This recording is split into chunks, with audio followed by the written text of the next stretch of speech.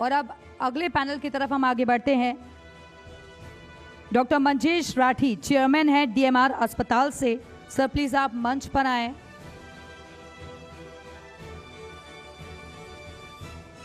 तो स्वास्थ्य के क्षेत्र में ये लगातार काम कर रहे हैं, बेहतर व्यवस्थाएं लोगों को मिल सके, कैसा इनका अस्पताल काम कर रहा है, क्या क्या सुविधाएं हैं उस अस्पताल में, इन तमाम विषयों पर हम बातचीत करेंगे। दरअसल स्वास्थ्य के क्षेत्र में भी प्रदेश सरकार की तरफ से लगातार काम किए जा रहे हैं और इसी के चलते डीएमआर अस्पताल जो है वहाँ पर भी तमाम सुविधाएं जब लोग जाते हैं, मरीज जाते हैं तो उन्हें मिलती हैं, चाहे बेड की व्यवस्था हो या फिर इलाज से संबंधित।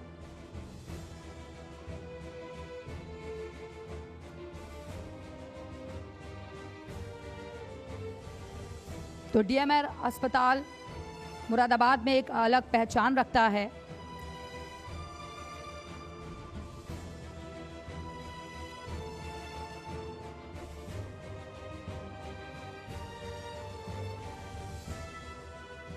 मंजेश जी, बहुत स्वागत है आपका।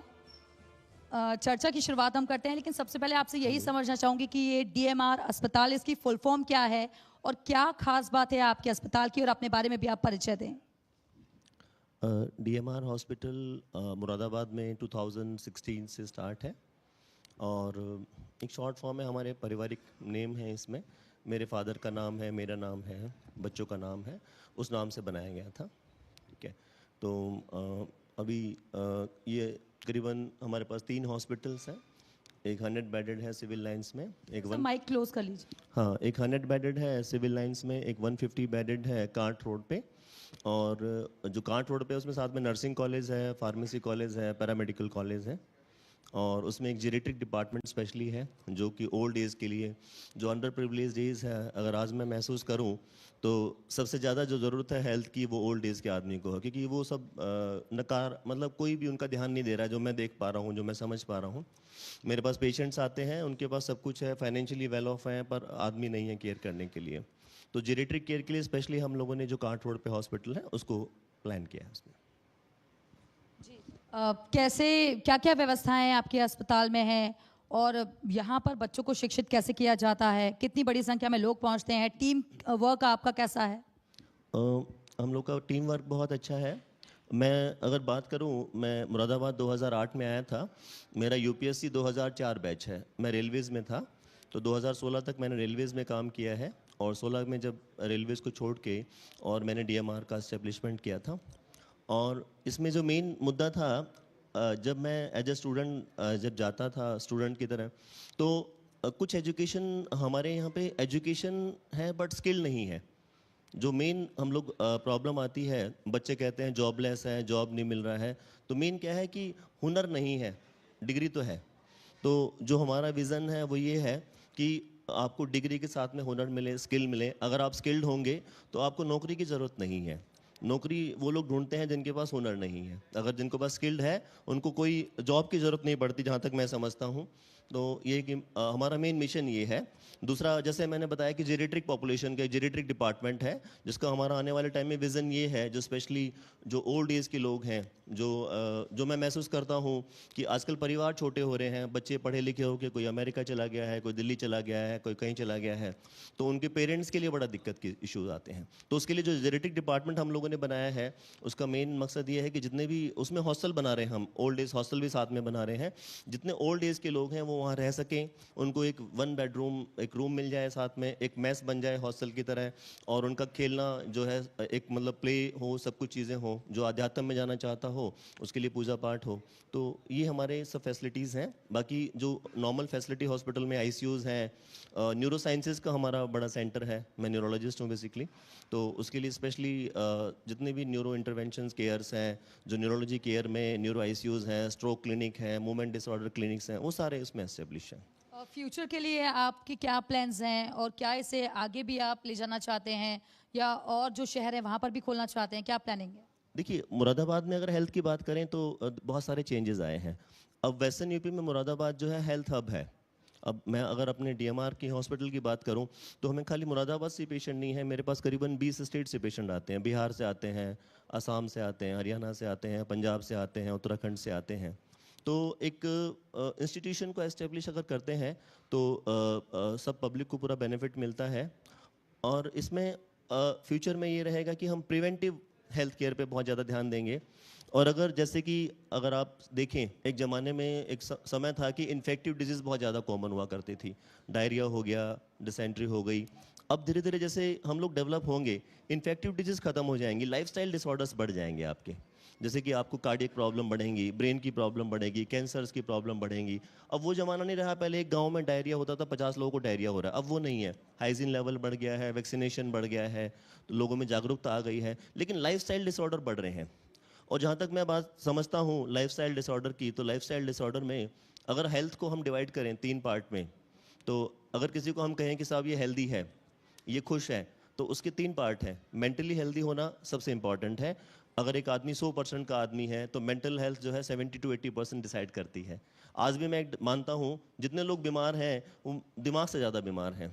आप एक बीमारी है, सपोज आपको डायबिटीज़ हो गई और मन में आपको पता लग गया कि ये बीमारी जीवन भर चलने वाली है, उससे दोस्ती कर लीजिए, उसको कंट्रोल कर लीजिए, जीवन भर चलते रहिए। और अगर उससे आपकी दुश्मनी हो जाएगी कि मैं इसको जड़ से मिटा दूंगा और ये हो जाएगा वो, तो चीज़ें पॉसिबल नहीं है। तो मेंटली हेल्दी रहना बहुत ज़रूरी है। जो हमारे इंस्टीट्यूशन का मेन जो मोटो है आने वाले समय में, वो समाज में जो मानसिक हेल्थ है, मेंटल हेल्थ है, उसको बढ़ाना है, क्योंकि मेन कंपोनेंट वही है। जितनी लाइफस्टाइल डिसऑर्डर्स हैं, कैंसर पेशेंट भी है, अगर वो मेंटली हेल्दी है उसका सर्वाइवल 2-3 साल बढ़ जाता है। अगर मेंटली अनहेल्दी है, छोटे कैंसर से भी आदमी की डेथ हो जाती है। तो मेंटली साउंड रहना, प्रिवेंटिव न्यूरोलॉजी को प्रमोट करना, और शहर में जो भी स्ट्रोक क्लिनिक है, जैसे कि मैं एक चीज़ कहना चाहूँगा, मैं एक रिसर्च कर रहा हूँ स्ट्रोक इन यंग पे। एक ज़माने में जो पैरालिसिस जिसे ब्रेन स्ट्रोक कहते हैं, उसकी एवरेज एज 62 ईयर थी मुरादाबाद में। अब जो मैं अराउंड 2023 में मैंने एक स्टडी की है, 24 में, तो जो एवरेज एज है वो 43-44 ईयर हो गई है। मतलब जो स्ट्रोक है वो हमारी कमाने वाली पॉपुलेशन, अर्निंग पॉपुलेशन को अफेक्ट कर रहा है। और इसको मैं 3 जनरेशन का पैरालिसिस कहता हूँ। सपोज किसी 34 ईयर के आदमी को पैरालिसिस हो गया तो खुद तो अपना काम नहीं कर पाएगा, और दूसरा अपने बच्चों की जो एजुकेशन होनी चाहिए एजुकेशन भी नहीं कर पाएगा। और जो बूढ़े माँ बाप का जो हमारा जो फैमिलीज़ हैं, इंटीग्रेटेड फैमिलीज़ हैं, जो ओल्ड एज में पेरेंट्स का ध्यान रखना वो भी नहीं रख पाएगा। तो ये हमारे लिए मुरादाबाद ही नहीं, ये नेशनल चिंता का विषय है कि हमारी जो अर्निंग पॉपुलेशन है 15 to 45 और 50 ईयर की, उसमें जो स्ट्रोक बहुत जल्दी एज में आ रहा है। तो इसकी प्रिवेंशन के लिए हम लोगों ने हर संडे हम प्रिवेंटिव प्रोग्राम करते हैं, प्रिवेंटिव सेमिनार्स करते हैं, लोगों को जागरूक करते हैं उसके लिए। पहले ऐसा होता था क्योंकि मुरादाबाद से दिल्ली का डिस्टेंस ज़्यादा तो है नहीं, तो अगर कोई पेशेंट बीमार हो जाए तो हम सोचते थे कि यहाँ इलाज कराने से बेटर है कि हम दिल्ली चले जाएं, वहाँ अच्छे डॉक्टर्स होंगे। लेकिन आपको लगता है कि अब बदलते वक्त के साथ ये थॉट्स, थिंकिंग बदल रही है कि यहीं पर बेटर इलाज मिलेगा, पहले यहाँ कंफर्म? बिल्कुल, इसका एक चेंजेस मैं आपको बताता हूँ। जब मैं 2008 या 9 में यहाँ पे था तो मुरादाबाद में वेंटिलेटर नहीं थे, 2-3 वेंटिलेटर हुआ करते थे। किसी को अगर वेंटिलेशन की भी जरूरत होती थी सीरियस डिजीज में तो दिल्ली या मेरठ जाना पड़ता था।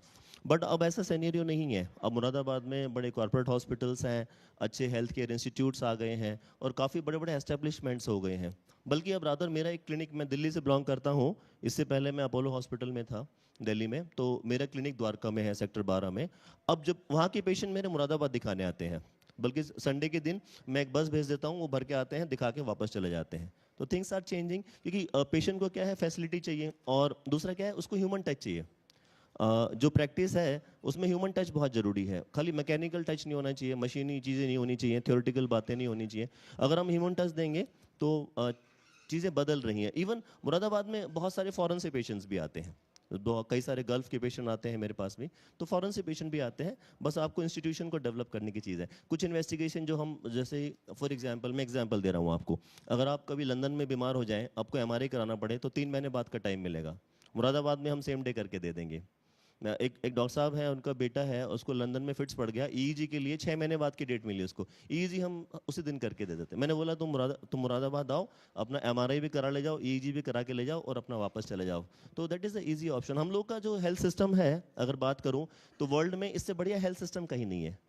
आप जो है चौंक जाएंगे। मैं स्विट्जरलैंड में फेलोशिप कर रहा था, एक पेशेंट अपनी कार से इमरजेंसी में आ गया, तो वो कंसीडर नहीं करते कि इमरजेंसी है। इमरजेंसी मतलब उनके एम्बुलेंस से आएगा तो इमरजेंसी है। तो हमारा सिस्टम बहुत पेशेंट फ्रेंडली सिस्टम है, बट पॉपुलेशन बहुत ज़्यादा है, तो उस पॉपुलेशन को कैटर करने के लिए थोड़ा ऑर्गेनाइज होना और ज़्यादा ज़रूरी है। कई हॉस्पिटल्स में हम ये देखते हैं कि महंगा ट्रीटमेंट होता है, लोगों से मोटी मोटी रकम ली जाती है, लेकिन प्रॉपर ट्रीटमेंट नहीं होता। तो उसके लिए आप लोग कैसे करते हैं? जैसे अगर कोई मरीज पहुंचे तो उससे बेटर ट्रीटमेंट भी मिले और इतना कॉस्ट भी ज़्यादा ना पे हो, या फिर पहले एडमिट कर लें, उसके बाद जो फॉर्मेलिटीज़ हो वो देखिए बाद में। इसमें जो है, जो मुझे लगता है, जो मैंने मुरादाबाद में फॉलो किया है, टेलर्ड अप्रोच फॉलो की है। जो पेशेंट बहुत पुअर है उसको वैसे हेल्प कर दी जाए। आप जो है ट्रीटमेंट को अगर सस्ता बनाना है तो आप उसके लिए प्रयास कर सकते हैं। और जो जैसे हम लोगों ने अपने हॉस्पिटल में बनाया, एक वार्ड है, हम लोगों ने जो वार्ड बनाया है, जो उसमें क्या है, किसी के पास पैसा है या नहीं है वो अपना इलाज कराए, कोई दिक्कत नहीं है, उसको देख लिया जाएगा, ठीक है ना। कुछ देखो पेशेंट, वैरायटी ऑफ पेशेंट, कुछ लोग ऐसे आते हैं जो बहुत फाइनेंशियली वेल ऑफ होते हैं, वो उनको ही वीआईपी ट्रीटमेंट और वीआईपी रूम चाहिए, they are paying for that. तो आप ऐसे करके बैलेंस बना सकते हैं। आप जो पेशेंट फाइनेंशियली वीकर सेक्शन से है उसको हेल्प कर सकते हैं। और अब तो गवर्नमेंट की बहुत अच्छी योजना है, आयुष्मान योजना जो आ रखी है। आयुष्मान अब ऑलमोस्ट सबके पास कार्ड है। आयुष्मान योजना से बहुत बेनिफिट मिल रहा है। पहले जो पेशेंट सोच भी नहीं सकता था कि ब्रेन का ऑपरेशन कराना है, वो आयुष्मान से करा रहा है। पहले ब्रेन स्ट्रोक के लिए उसको महंगा पड़ता था, तो अब वो करा रहा है। अब बल्कि जिस हिसाब से मैं देख रहा हूँ, मेरे पास हरियाणा से पेशेंट आते हैं बहुत सारे दिखाने के लिए। तो अब आयुष्मान योजना काफ़ी इंपॉर्टेंट है। अगर गवर्नमेंट की योजना इस तरीके से ये प्रोपेगेट चलती रही, होती रही, तो गरीब आदमी को भी इलाज मिलेगा, कोई दिक्कत इसमें नहीं आने वाली है। हेल्थ मतलब अब कंपैरेटिवली रीच हो रहा है। अच्छा, कुछ हॉस्पिटल्स जो बहुत कॉस्टली हैं, जिनका रनिंग कॉस्ट बहुत ज़्यादा आ रहा है, तो उनमें भी अगर वो चाहें तो कुछ 3 सेक्शंस बना के काम कर सकते हैं। तो उस तरीके से जो कुछ पेइंग पेशेंट्स हैं, कुछ कम पेइंग हैं, तो उसको एवरेज बना के आप काम कर सकते हैं उसमें। आपकी तरफ से कहा गया कि अगर आप मेंटली फिट हैं तो ऑटोमेटिकली आपकी जो बीमारी है वो धीरे धीरे कम हो जाएगी। मैं ये इसके लिए एक्टिविटीज आप लोग किस तरीके की Yes, करवाते हैं? मैं एक चीज़ बताना चाह रहा हूँ आपको कि अगर मैं एक स्टडी कर रहा हूँ, जो कामयाब लोग हैं, जो बहुत कामयाब लोग हैं, उसमें पॉलिटिशियंस भी हैं, डॉक्टर्स भी हैं, आईपीएस भी हैं, आईएएस भी हैं, और तमाम नॉर्मल जो मजदूर वर्ग के लोग भी हैं। अच्छा, उनमें एक ही चीज़ देखने को मिली है, जो लोग मेंटली हेल्दी हैं वो 70% कामयाब हैं, 70% खुश हैं। वो जो फिजिकली हेल्थ है, फिजिकल हेल्थ आपका 10 से 20% कंट्रीब्यूट करता है, आप फिजिकली फिट हैं। अच्छा, सोशल हेल्थ जो है उसका कंट्रीब्यूशन भी 10 से 20% है। सोशल हेल्थ का मतलब, आप घर जाएं, आपके परिवार वाले आपको पूछ रहे हैं, आप अपने घर से बाहर निकलें, 4 लोग आपको हेलो हाय नमस्ते कर रहे हैं, तो इसका मतलब आप जो है सोशली भी अपना जो कॉज है उसको पूरा कर रहे हैं। तो मेंटली अगर हमने किसी को हेल्दी कर दिया तो वो स्वस्थ रहेगा, अपने परिवार के लिए अच्छा रहेगा, अपनी सोसाइटी के लिए अच्छा रहेगा, अपने देश के लिए अच्छा रहेगा। अच्छा, मेंटल हेल्थ में क्या है, एक ही आसान तरीका है मेंटली खुश रहने का। आप जो है, आप पॉजिटिव रहिए। आप हमेशा कोई चीज़ को नेगेटिव तरीके से मत लीजिए। और जीवन में एक फिलॉसफी है जो मैंने सीखी है अपने एक्सपीरियंस से, जो at the end of the day, जब रात में आप सोते हैं, जो प्राप्त है वो पर्याप्त है। और अगर आपको लगा कि कमी हो गई है, अगले दिन और मेहनत कर लीजिए, ज़्यादा मेहनत कर लीजिए। और मैंने देखा है जो आदमी साफ नीयत से मेहनत कर रहा है वो आगे बढ़ता है, अच्छा करता है। और एक साइंटिफिक बात और मैं जोड़ना चाहूँगा इसके अंदर में, हमारे दिमाग में 2 तरह के हार्मोन होते हैं, पॉजिटिव हार्मोन, नेगेटिव हार्मोन। अगर हमने अपने पॉजिटिव हार्मोन्स को बढ़ा लिया तो हम खुश रहेंगे, और नेगेटिव हार्मोन्स को बढ़ा लिया, हम कुछ भी है नाखुश ही रहेंगे, हमेशा हर चीज़ में कमी ढूंढेंगे। अब इंसान में अगर हम देखें, एक बात सोचें, जो सामने इंसान बैठा है, ऊपर वाले ने, भगवान ने उसमें अच्छाइयाँ बुराइयाँ दोनों दी हैं। अगर आप उसकी अच्छाइयों को उभार देंगे तो वो कामयाब आदमी बन जाएगा, और उसकी कमियों को उभार दीजिए और नाकामयाब हो जाएगा। आप अपने बच्चे को ही अगर बोलेंगे तो खराब है, तो पढ़ता नहीं है, ये नहीं करता है, तो वो बेचारा खराब हो जाएगा, मोटिवेशन फील नहीं करेगा। तो आपको चीज़ों की पॉजिटिविटी करनी है।